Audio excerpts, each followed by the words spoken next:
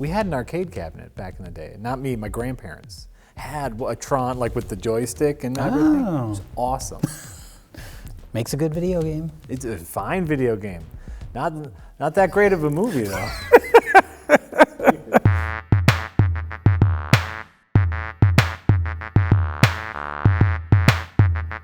Greetings, user. We're here to talk about the geekiest and maybe lamest attempt at a blockbuster franchise to ever be created. Yes. Also, maybe the most interesting? Yeah. I mean, that's why we're here to talk about it. Yeah. Tron and Tron Legacy. If at first you don't succeed, wait 30 years and fail again. Tron. So what are we talking about first? Tron or Tron Legacy? Well, you got to start with the OG. Dang. The original film. The film that started nothing. The film that tripped out of the starting gate. Had enough? Did you ever see Tron, like, growing up? Bits and pieces. Okay, I think that's, yeah, everyone saw, like, I saw some of it on TV, I think. Sure. That's everybody's experience with Tron. Yes. My grandparents were big collectors of the clamshell Disney thing. Oh, yeah, with the white box and the like, rectangle in the middle. Yeah. With the poster or whatever, yeah. And so, every once in a while, we'd pick a tape, put it in the VCR, you start Tron, and then come back an hour later, and it's still where it left off. They're still just kind of walking around. Just in their adorable little cardboard tanks. The set is cardboard, right? Like, Yeah, well, it's a combination of a bunch of things, and that's of course what's interesting to talk about with Tron is not so much the story. Jeff Bridges wants to convince people that somebody stole his idea for a video game. Right. That's it. I think it's also so adorable how, like, a company that made video games went on to, like, develop software and get government contracts from making video games. Like, we know now that you just end up making more video games. Yeah, well, that's where the real money is. I mean, it's very true. No, I was watching the first Tron and I realized that its story is very similar to a movie I know both of us love, which is Mad Max Fury Road. Jeff Bridges is our protagonist. We see the film through his eyes, but he's not the hero of the film. Tron. yeah. Tron is the Furiosa of Tron. That's very true, yeah. I mean, that kind of becomes the case with the sequel, too, where Kevin Flynn's son he's technically the protagonist, but once he gets into the world of the grid in the game, then it becomes more about, that's when Jeff Bridges becomes the protagonist, halfway through the second film. That's when he's the one that really has an arc. Yeah. But yeah, with the first one, Jeff Bridges, right out of the gate, the movie stumbles for me. Because it's like, okay, and the second one structurally is perfect when it comes to this, where it's like you're with the protagonist, you're with the main character, we set up the real world, and then he gets sucked into the video game world, the computer world, Yeah. and so we discover everything kind of through his eyes. He actually did it. I'm on the grid. And the first movie, especially when you think about when it came out in, like, the early 80s, when nobody understood computers, there weren't personal computers, and, like, we see kids playing an arcade game, and then it goes into the arcade game, and then we're seeing these kind of realistic versions of the arcade game avatars, and you're like, what is this? Like, where are we? And then we, like, a little bit later, we cut to, like, they're ushering some, like, nebbish little program into the games. You look like a natural athlete if I ever saw one. Who, me? Are you kidding? No, I run out to check on T-bill raids. I get out of breath. Hey, look, you guys are gonna make my user, Mr. Henderson, very angry. He's a full branch manager. He's like, I'm just like a software, like, I don't remember, like He's an accounting software. He's like, I'm just an accounting, and you're like, what is this? Like, Yes. Are we in video game world? Are we in a computer world? These are real people? Like, nothing is set up properly. Right. And then later we get Jeff Bridges, like, hacking with Clue, who is also Jeff Bridges in a cardboard helmet. Yes. In a tank or something. It's beyond it not making sense, because a lot of sci-fi doesn't make sense. It's also inexcusably slow. Yeah, that's what I remember the most from seeing parts of it growing up. I was like, this is boring. Like as fantastical and creative as the visuals are, which, you know, we should give credit to the amazing amount of work that went into the technology of the making of the film.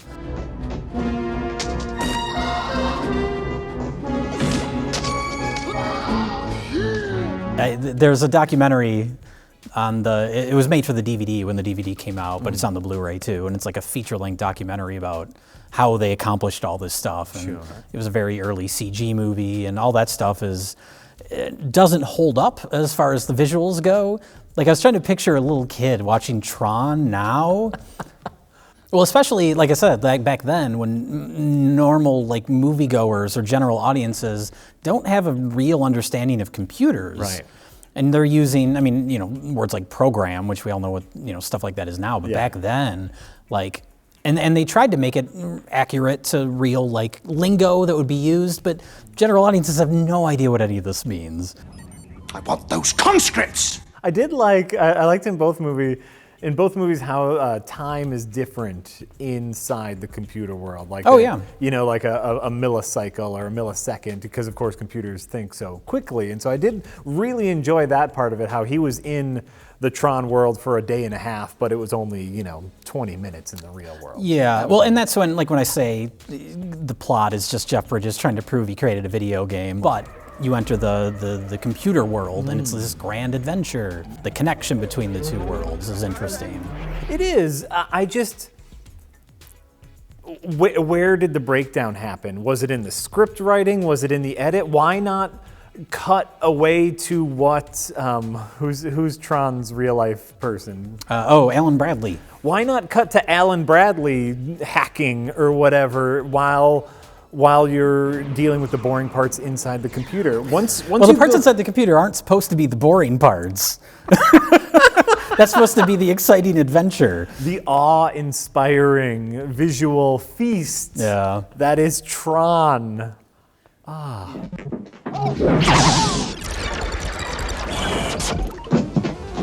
Like I said, I appreciate the amount of work that went into it, because like every shot was, this is in the days of optical effects, so like to do like the light shining through the outfits, you know, you have the actors wearing white leotards with like Sharpie lines on them.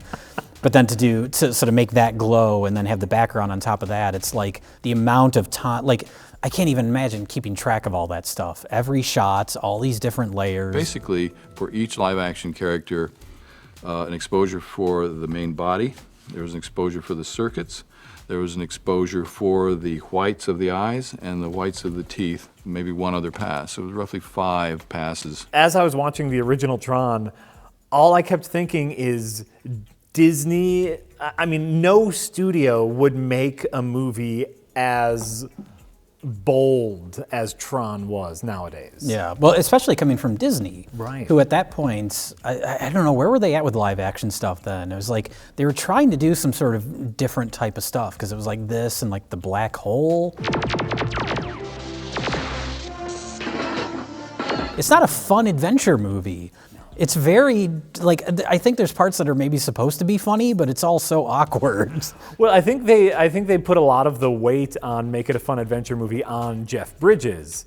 You know, to be like, whoa, man, what's happening? A stranger in a strange land, kind of, yeah. Right, but then like, you know, all the tech lingo, all of the religious talk in Tron. Yeah. Like there is no God philosophy. In the first movie and in the second movie, they think of users as gods, of course, because they write the programs who are sentient beings.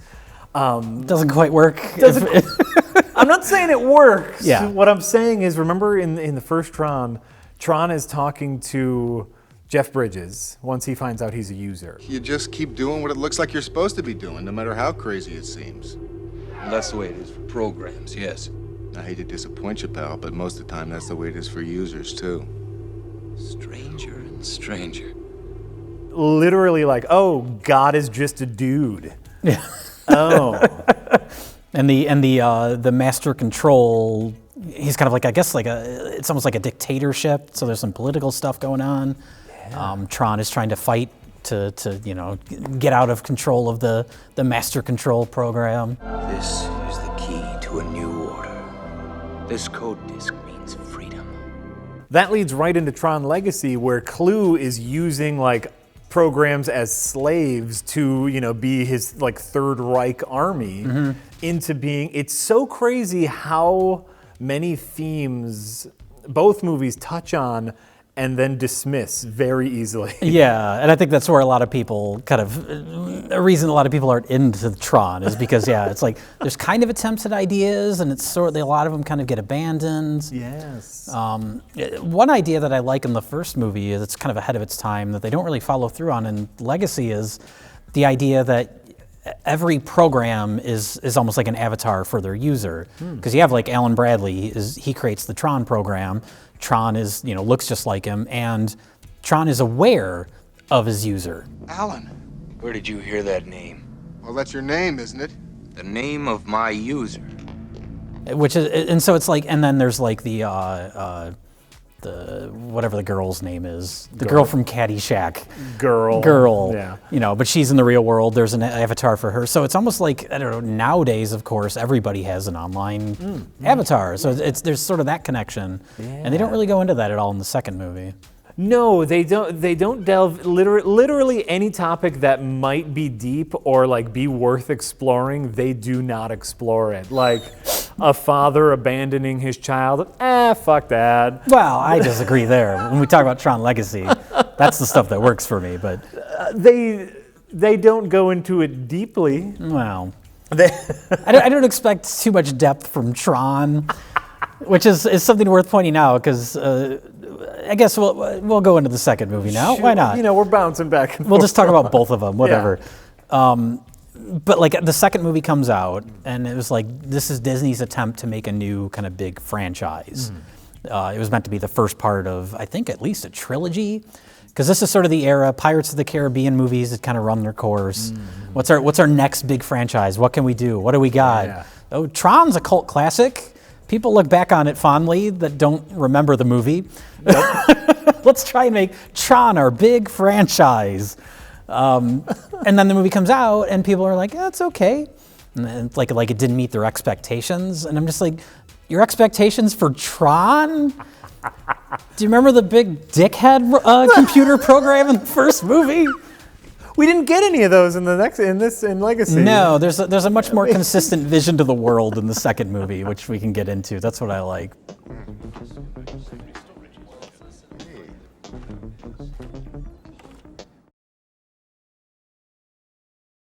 The first movie, like going back to it being ugly. Yeah. The ships, I think they're called recognizers.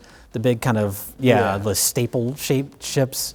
Like just the color, like the fact that they're like green with red outlines. They just look so ugly. Yeah, everything in Tron is ugly. Yeah. Like even if you're in awe of the technology that made it, it's ugly.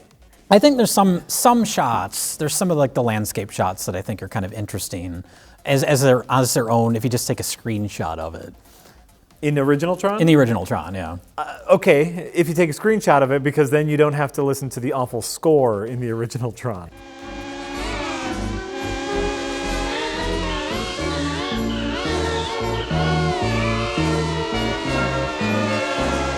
Like the second movie is elevated a lot by the score, which of course we'll talk about. But the first movie, if it had a score by like Tangerine Dream or like John Carpenter or someone who's like really good with synth stuff, yeah, it would have helped a lot. But it's got this really like crappy, like corny.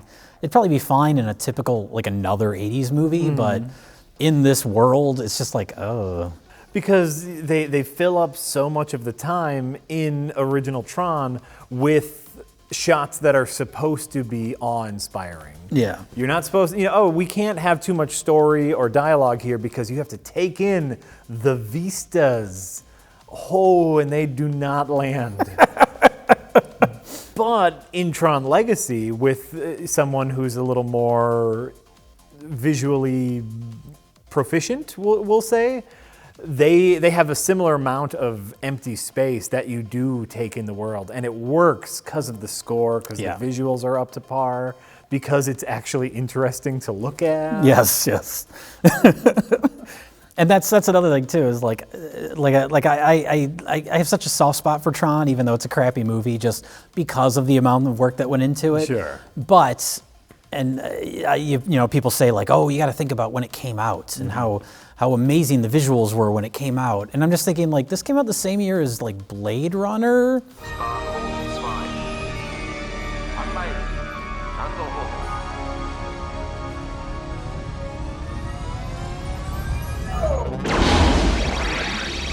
Like Blade Runner, that's a movie that holds up. That's not a movie that you have to kind of put the asterisk of like, for the time, right? You know.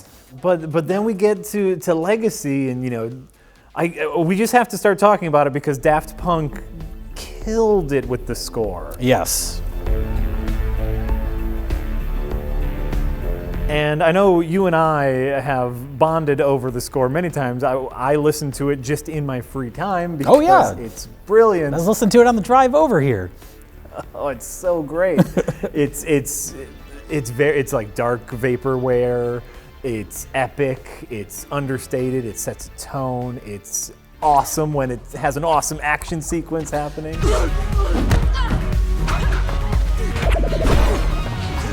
And it's also it's a good balance. At first, when I first heard the score, I think I listened to the score before I even saw the movie, and I was surprised by how much kind of traditional, orchestral type movie score was in it. Sure. At first, I was like, I was expecting it to be more electronic, but I think it's perfect as far as like balancing the more kind of traditional score with electronic stuff, because that's the world of the movie. Yeah. You have these human characters in the computer world. And so much of the movie is heightened by that score. The score and the visuals. The visuals are neat in Tron Legacy. The little, what do you call them, the pillar things? The pillar ships? Oh, the recognizers? The recognizers look neat and interesting. The cycle races, the ships in general, the vehicle, and it is really fascinating because just looking at the ship design, the light cycle races, the action sequences that they tried to do in Tron, you can compare so easily Jeff Bridges' first electronic high-life fight with the chubby accountant. With his son's epic disc battle in the world. Those are the first fights. It's taken a lot of the same ideas, like the idea that if your ball or your disc or whatever hits the ground, that layer of the ground disappears and you can fall through it.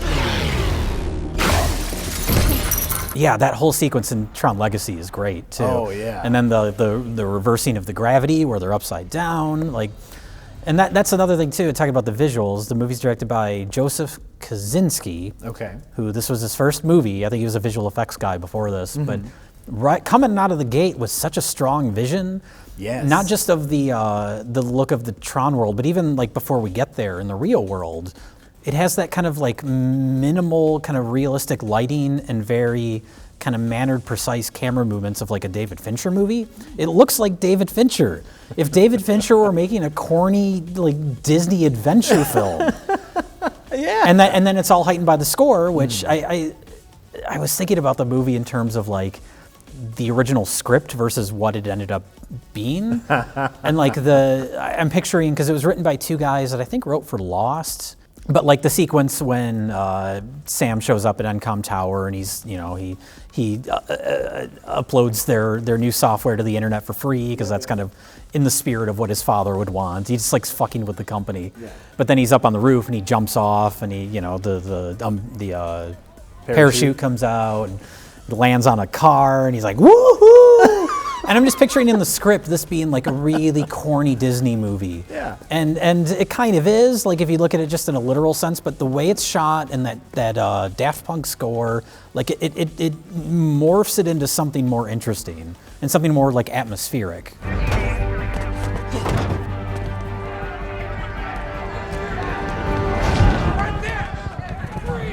I did that whole introductory sequence in general is a fantastic case of showing, not telling, We understand where Sam is as a character, where Alan is as a character, where the company is as a character. You know, like we understand all of the world by that back and forth. Sam breaking in, the boardroom meeting, all happening is pure world building without getting in the way. Yeah. Well, and also setting things up that pay off later.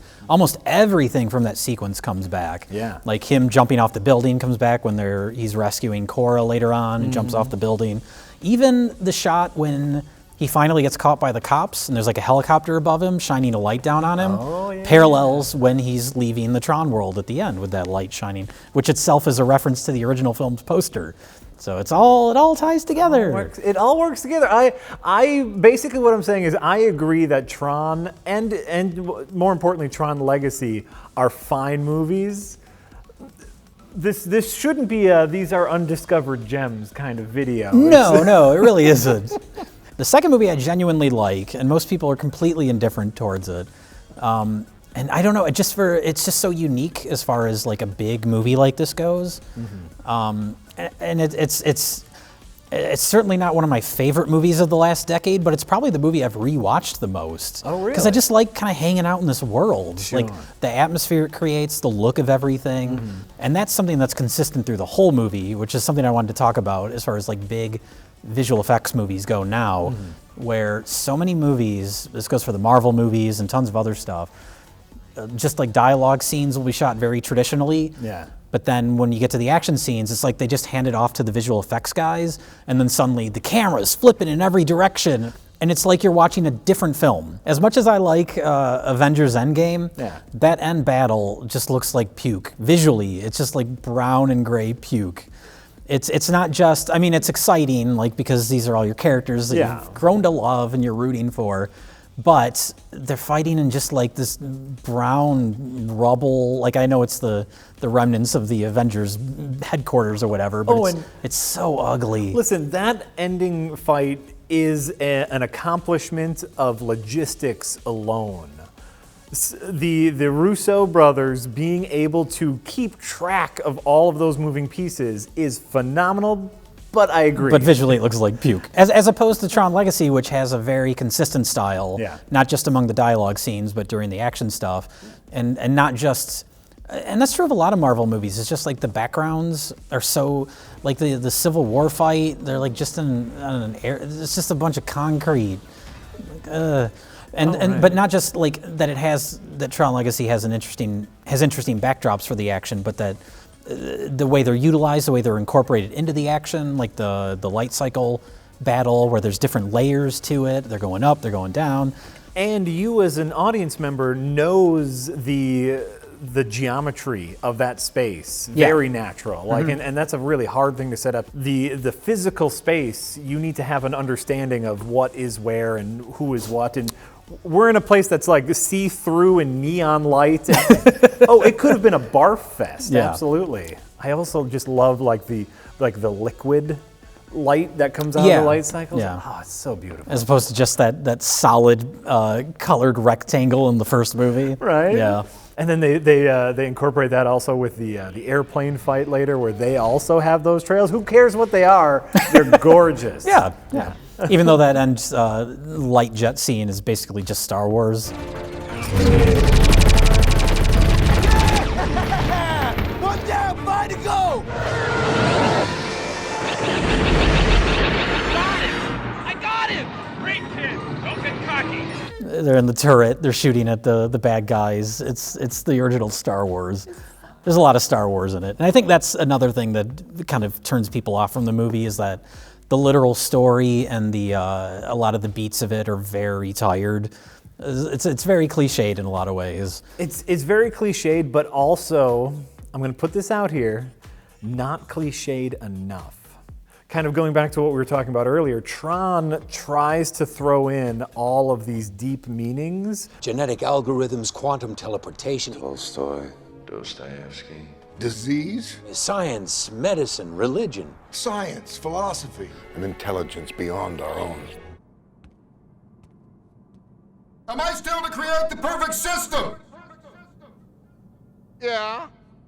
But because they never really stick with one, it feels like a throwaway. It's like a soup with too many ingredients, you know? It is confusing, though, with the character. The movie's called Tron Legacy. Yes. The character of Tron factors into it a little bit, to the point where there was more of it that was cut, or there was none of it and they created it in editing and with a couple effect shots. Because the character of Tron is revealed to have become this character, Rinsler, who is essentially, going back to Star Wars, he's Darth Maul. He's the cool-looking bad guy with double the main weapon. He is Darth Maul. He's Darth Maul. That's what I thought when I first saw the movie.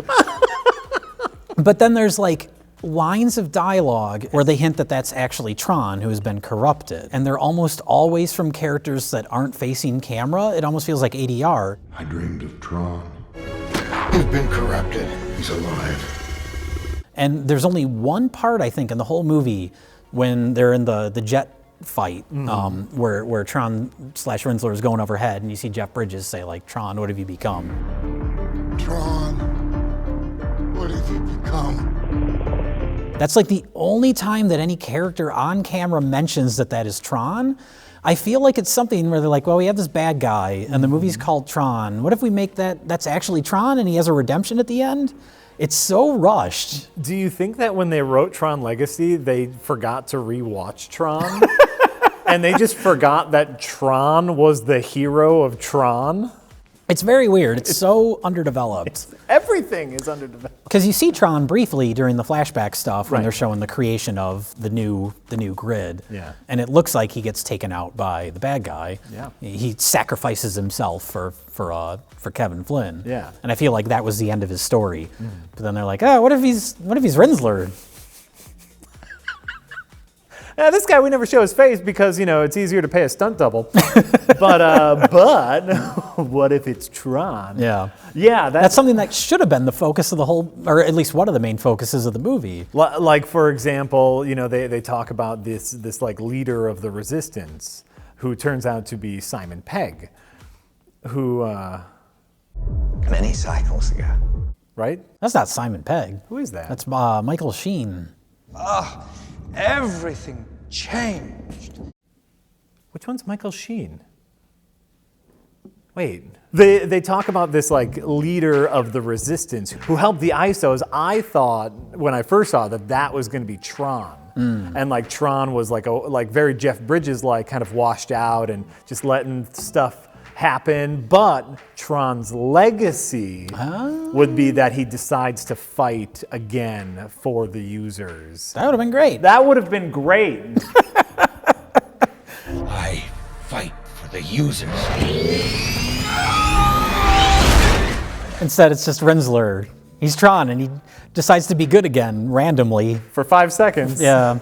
And then dies, I guess. Well, no, he lives because his colors go out and then they turn back to white. And that's something that I think, because like I said, this was supposed to be planned as like a series of movies. Right. I think that was one of those things that was planting the seed for a later movie. Same with Cillian Murphy's little brief role at the beginning. He's in the boardroom when things are going bad, and he's like, calm down. That's Cillian Murphy. He was Scarecrow in the Batman movie. Right. And, his character's name is Dillinger. He's the son of David Warner from the first movie. Right. So I think he was probably supposed to be a bigger villain, and because you don't cast a known actor like that for such a small role. I think he was supposed to probably have a bigger role in the sequel that never happened because Disney thought it was a good idea to make a franchise out of Tron. There is something, that's the most frustrating part watching both Trons, Tron and Tron Legacy, is there is something really neat there. Oh yeah, I mean, I legitimately like the second one quite a bit. There's lots of interesting ideas. I like that it expands on the world, and that there is world building in this goofy, we're stuck in a computer movie. But the world is interesting. The world's visually it's great. But yeah, I think the big problem is that they haven't been able to land a story that's going to connect with a wider audience because it's so kind of niche and geeky. Yeah.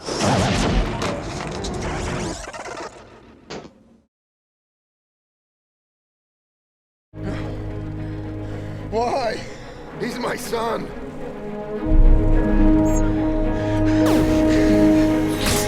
for me, the father-son stuff works really well. It doesn't seem to for a lot of people, but it's that you have Jeff Bridges and his son, and then you have Jeff Bridges and his creation. So you have like the two separate, kind of relationships. Yeah. And Jeff Bridges sort of leaning towards Clue, his fake son, is trying to create this perfect system, ends up abandoning his real son, and his redemptive arc. I am a sucker for like father-kid stories. I am ready to be taken away hook, line, and sinker. And for some reason, it just didn't feel like it had any meat on that particular bone. Like, I really liked, they set up Sam as this kind of like apathetic drifter. Like, hey, you could do some real work if you could make some real change at NCOM if you actually sat on the board. No, man, I'm doing my own thing. Yeah, I just want to screw with them. Right, and then like we get to Jeff Bridges, and he has a very parallel thinking, like, no, I'm just letting it play out, man. Yeah, that's his whole thing, is if he goes out there and tries to confront Clue, it's going to cause more damage than if he just removes himself completely from everything. Which is what Sam was doing. Yeah. Like, hey, I'm just back here, man. It's not my fault that bad things happen, even though I can change things. But then, like, it was the showing of that arc that I felt was really lacking. Like, you can show all the footage you want of some kid riding a bike, but like, where was the action? And I know I'm speaking very harshly of it. I do like Tron Legacy. I think it's a fun movie to watch. Not the best movie ever made, but like, I do think that the biggest problems I have with it story-wise are just it needs to pick a lane. Yeah. And give us a little bit of meat to that scene, to that idea.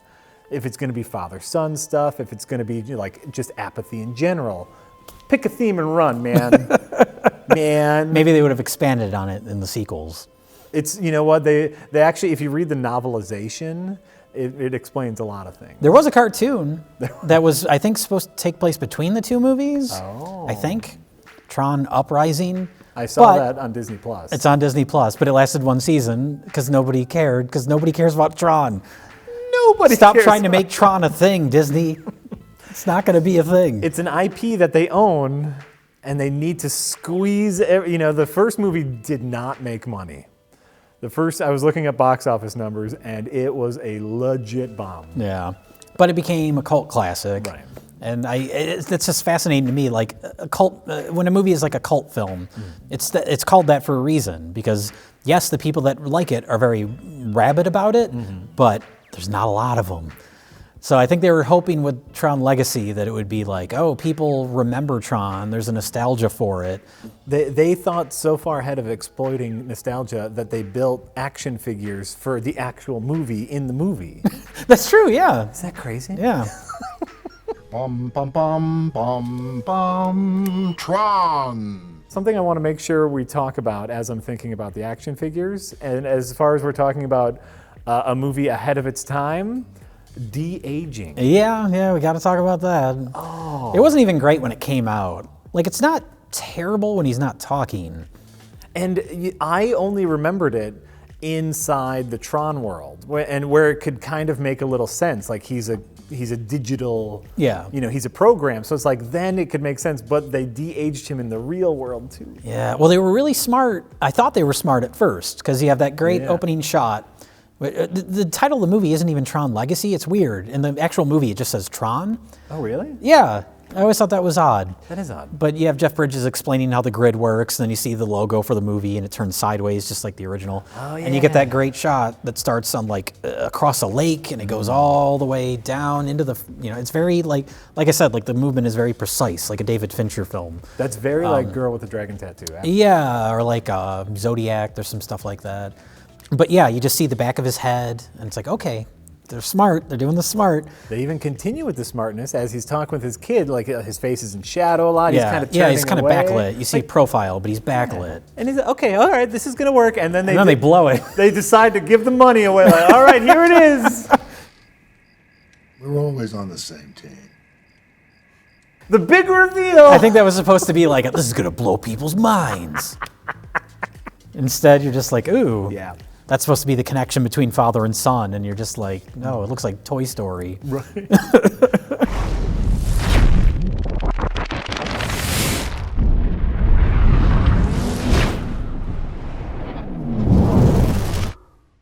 you have to wonder, and there's a lot of information that we're not privy to, like behind the scenes in a executive boardroom at Disney, but how many people who were involved with that product took the lessons they learned from that and then applied it to Marvel movies, applied it to Star Wars movies, applied it to the brands, the IPs that people actually care about. Right. Well, that's why I wanted to talk about this movie. It came out 10 years ago, and so now we're at a point where people maybe start to feel nostalgic for it, even though it flopped when it didn't flop. It did like okay. Yeah. But after I saw The Force Awakens, I was like, oh, it's Tron Legacy. Everybody goes, when they talk about like the modern era of like soft reboots, which is basically just a nice way of saying a remake that is pretending to be a sequel. We have, now we have Force Awakens, Jurassic World, Halloween 2018. If Tron Legacy didn't come out and they were trying to revive Tron now, I think it would be such a different movie. Yes. And probably a way less interesting one. I mean, it's hard to say, but I picture in my mind they would probably play up the corny aesthetics of the original more. Slightly campy. I think the movie would be more humorous, like a Marvel movie, lots of quippy one-liners. And that's a complaint about Tron Legacy, is it doesn't have quippy one-liners, but the Sam character has lots of like, oh, I could do this. Now this I can do. Now that's what I'm talking about! You gotta be kidding me. Another customer! Like the most generic action-y lines. Yes.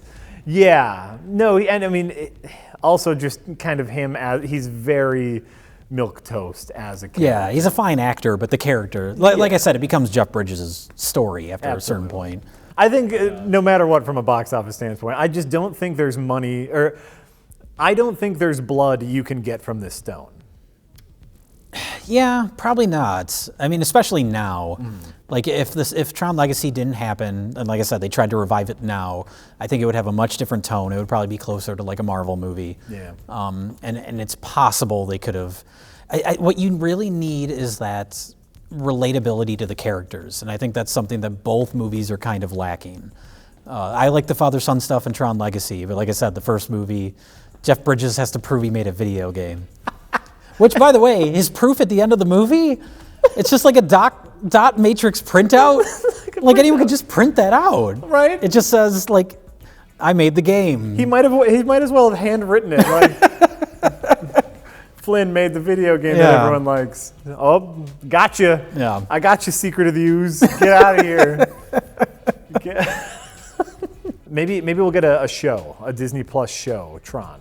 Well, we could just be done with Tron. We got two kind of cult movies. It's interesting because the second movie has the same kind of following that the first one did, where it's like it came out, didn't do great business, and over time has developed kind of a following amongst people that like really geeky, weird shit. Yeah. And then the second movie comes out, and the exact same thing happened. No one cares about Tron, yet here we are talking about Tron. And you know what makes them the most interesting? Their original ideas. Yeah. Like Tron. Fucking Tron! Someone thought of this world and put it out there, and it failed. But Twice. They did it. They put something new into the world, and we need to be thankful that this hit before the regurgitation machine. Yeah. Well, technically, Tron Legacy is a sequel/soft reboot, but it didn't just rehash the first movie. It updated the world. It took the lore relatively seriously, which you didn't have to do because everybody thinks Tron is a joke. Yeah. But it did, and created its own thing and created a very unique atmosphere and visual style that's very clean and different than anything else that's out there. So go watch it. It's on Disney Plus. You all have Disney Plus. That's something I wanted to mention, actually. When it came out in theaters, it was shot for 3D. Oh. It wasn't a post-converted thing. It was shot with 3D in mind. And kind of like The Wizard of Oz, where it's black and white until she enters Oz, and it's in color. The 3D didn't kick in until you're in the computer world. That's cool. And it's the only 3D movie I've ever seen that I actually thought benefited from 3D. It looked great. It added to the experience. But also, like Christopher Nolan movies, it had sequences that were shot for IMAX. Oh. So you have, on the Blu-ray and when it was in theaters, you had these shifting aspect ratios. Oh, really? You had the normal, whatever it was, 235 or 239, and then the IMAX sequences, it opened up. Sure. Which was great. And the Blu-ray has that too, but if you watch it on Disney Plus, it's cropped the whole way through. Well, they fucked up The Simpsons, they fucked up Tron Legacy. They fucked up The Simpsons. They literally cut out visual gags. Yeah, like that's. I think I heard they're correcting that. Oh sure. So like Tron, yeah, you all want it. You want No, it. I You don't want wobbling aspect ratio. everybody raised a fuss about Simpsons. No one has even noticed that Tron Legacy is fucked up. I think you and I are the first two people to watch Tron on Disney Plus. So Disney's going to hear about it now. Yeah, everybody write letters. Physically mail letters to Disney. If you do that, Disney won't know what to do because no one mails letters anymore. The receptionist will have a heart attack. Like, what the hell? We got 3 letters about Tron.